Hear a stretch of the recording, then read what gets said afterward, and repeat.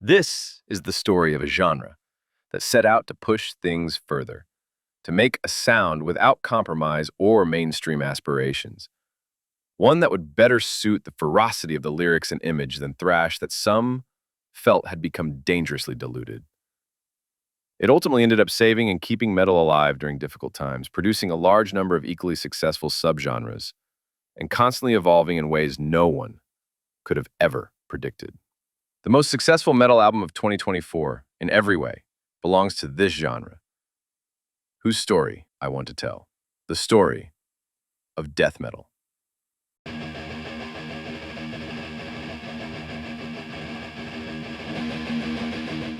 I think you know how this story will begin, just like all the others.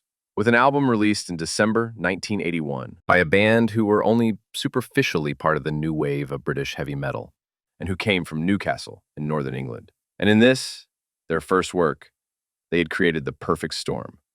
The unique combination of bad production, a thirst to surpass our influences in everything, and well-meaning crudeness resulted in a sound that was different and heavier than anything that had come before. When Venom's Welcome to Hell was released, metalheads were left speechless, and slowly they began emulating it. It took them a while to digest it, but a year and a half later, we saw the results. Some guys from America got involved in the I'm trying to push things a little further game too, and they released Kill 'Em All, starting a new kind of metal. But to be honest, Metallica were too eclectic to become the leaders of the road to the extreme. Immediately on their second album, they shed every trace of Venom's savagery and began their long journey towards the mainstream. Those who truly took the baton from the Newcastle Crazies were others, and these Californians will release their debut exactly 2 years after Welcome to Hell, opening the floodgates for what was to come. For the next 3 years, Slayer will be the ones going the furthest, ahead of everyone else. As 1984 began, the first seeds were sown that would give us the wild and bitter fruits of death metal. From Sweden, Bathory. From Switzerland, Hellhammer, who later became Celtic Frost. From Germany, Destruction. They were all sacrificing at the altar of Venom and Slayer, who, with an EP of just 3 songs, managed to be far ahead of the competition again. Simultaneously, in the deep underground, a band from Florida was recording and releasing a demo titled Death by Metal. They would soon change their name from Mantis to Death and release another demo titled Reign of Terror. In San Francisco, the birthplace of this new genre, called Thrash, another band, Possessed, was releasing their own demo titled Death Metal, while in Germany, an unknown band called Poison was putting out their own demo titled Sons of Evil.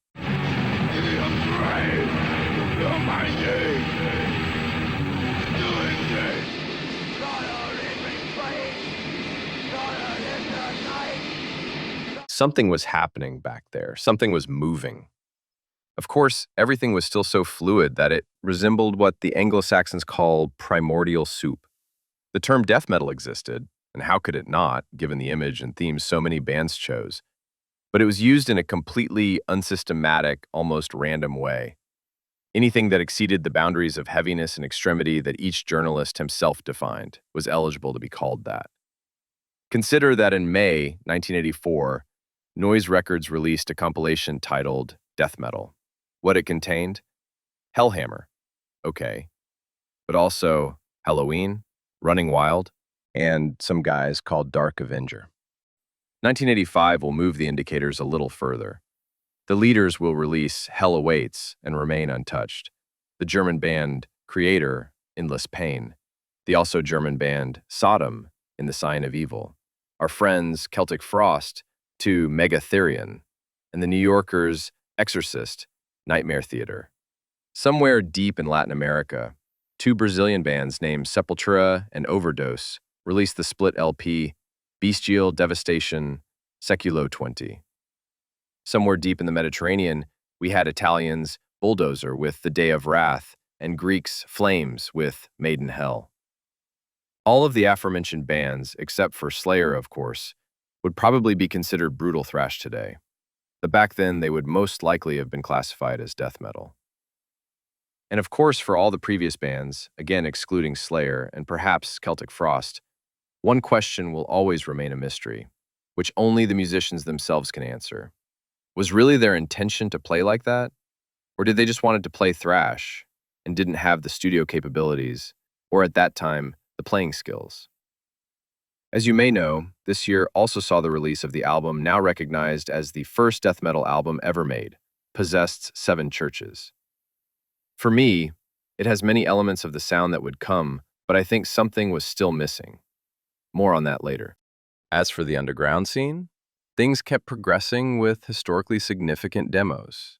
The Dutch band Thanatos with Speed Kills and Primo Demo 1985. The American bands Atrocity with Toxic Death, Insanity with their self-titled demo, and Savage Death with Mass Genocide. And finally, the aforementioned Death with Back from the Dead. Living in your mind, where you live, where you don't care, long as the feeling lies in your soul.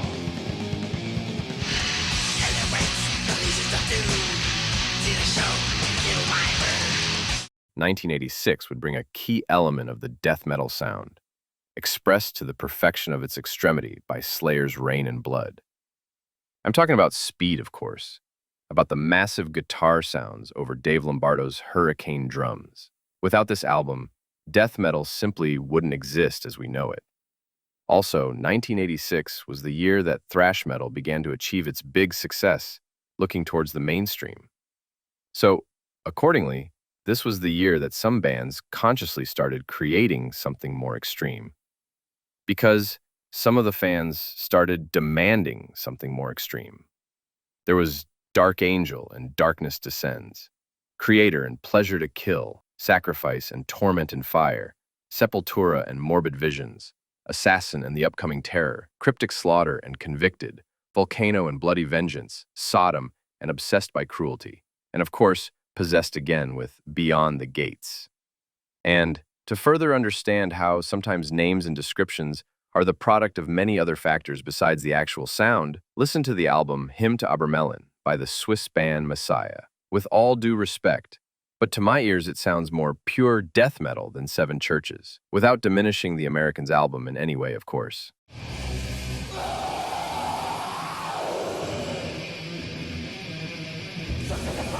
But very few people knew about the Messiah album. So, it was another work that the future music historians registered as the first. This year, we'll see some demos that are not just historical. They are legendary. Morbid Angel, Abominations of Desolation, Mayhem, Pure Fucking Armageddon, and Nuclear Death from Arizona, who probably accidentally invented grindcore with Wake Me When I'm Dead, but also Devastation with A Creation of Ripping Death, Poison with Awakening of the Dead, the Danes Desexalt with Saurian Dance, and the Sweeze Obscurity with Ovations to Death.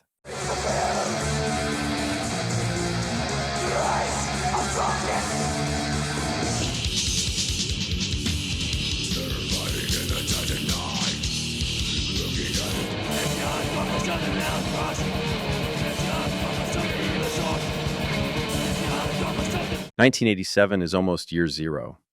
As we all know, the arguably true first death metal album of all time, Death's Scream Bloody Gore, was released back then. The band from Florida builds upon Possessed, adds the lessons of Rain and Blood, and of course, one of the key elements of the genre's sound, the death metal growl. Here, however, Chuck Schuldiner is now doing it fully aware. It's not due to poor production, nor to hide an ugly European accent. This album was definitely the first for which the name death metal began to be used extensively, and by many people. The first which we couldn't call thrash anymore, because it was something else. In recent years, another album has emerged that enters the discussion of the first, Neck of Hagia's Season of the Dead. It's definitely in the ballpark, but the poor production and the cult vibe it gives off make it more of a curiosity than a serious contender. This year also saw the official birth of another genre that will play a significant role in our story, grindcore, with Napalm Death's Scum, but also some other very important releases, namely the Grim Reality EP by Macabre, the Human Error LP by Unseen Terror, and the demos Concession of Pain by Bolt Thrower and Nightmares by Terrorizer. As for brutal, Close to death metal thrash, we have a lot going on in 1987.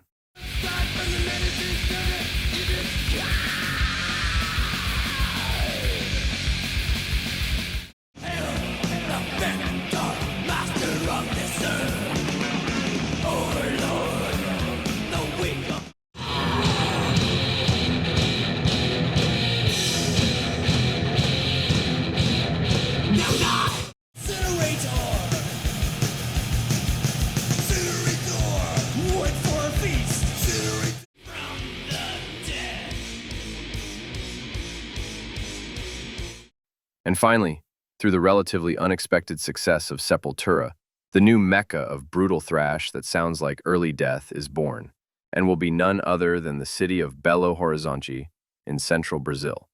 From this city in 1987, no less than 5 albums that correspond to the description I just gave would be released.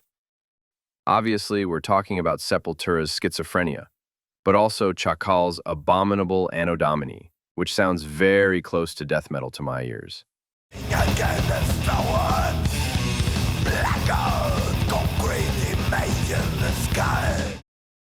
Mutilator's Immortal Force, Holocausto's Campo de Exterminio, and Sarcophago's Inri, which, to be exact, is more associated with black metal. Now, you'll tell me, why didn't we finish the chapter? We practically have the sound. We have the first album one way or another. So, we're done. Not exactly. You see, something is still missing.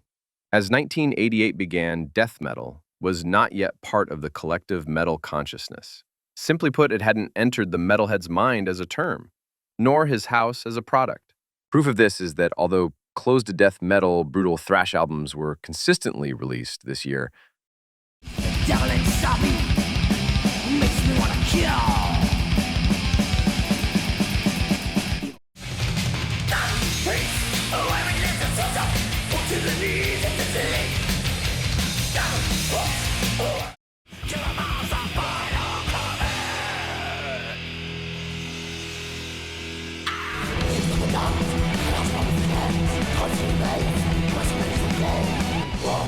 the grindcore scene was giving us 3 classics: Bolt Thrower, In Battle There Is No Law; Carcass, Reek of Putrefaction; and Napalm Death, From Enslavement to Obliteration. And we had another 2 extremely important demos: Autopsy's Critical Madness and Nihilist Premature Autopsy. One might have wondered, Scream Bloody Gore came out in May '87. It's been over a year. Where are all the death metal albums? The genre needed something else. And that something was the album that would truly introduce death metal to all the metalheads of the era. That would be bought by many of them. That would complete the genre's sound. That would also provide a home, a center for the new scene. This album would be released on November 16, 1988, and it would be Death's Leprosy. Everyone will remain speechless. Now, this is definitely something new, something different. It's the final point to where the combination of all the albums, EPs, and demos that came before led. You might like it. You might not like it. But you can't ignore it now, nor can you confuse the names. Death metal had arrived.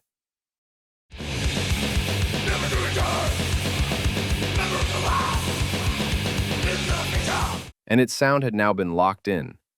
Heavily distorted and low-tuned guitars, riffs played with techniques like palm muting and tremolo picking, the classic growl in the vocals, drums with double kick and blast beat techniques, abrupt changes in tempo, key, and time signature, and the use of chromatic scales.